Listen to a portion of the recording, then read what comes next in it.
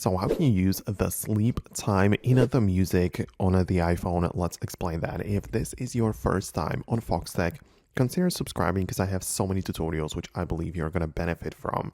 So probably what you want is to, like play music and set it like a sleeping timer, meaning that after an hour, the music will stop playing. And you cannot do this, but not inside of the music app, because instead you need to open up the regular clock application where you have your alarms and all of the other things.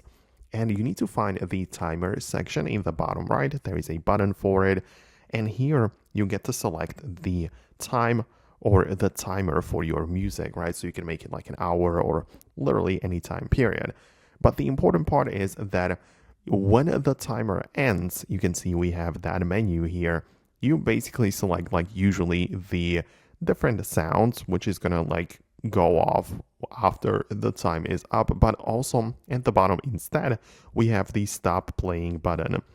And that just means that whatever is playing like music or a video or anything will stop after the time is up from the timer. So you do set it up right here in case you want your music to stop in an hour.